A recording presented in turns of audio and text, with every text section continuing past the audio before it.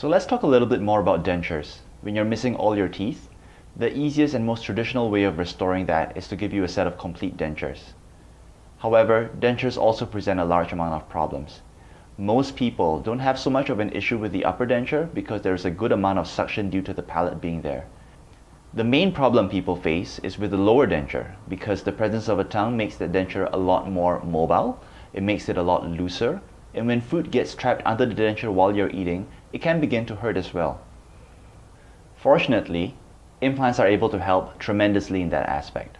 Implants can help to anchor your denture down by converting it to a snap-on kind of design. 2 or 4 implants can be placed, and the denture can now have something to hold on to, such that when you're eating and moving around, the denture doesn't keep popping out of your mouth. This can also help for upper dentures.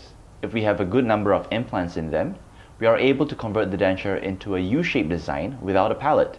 This is often very helpful for patients with anatomical limitations like a large torus, or if patients have very bad gag reflexes.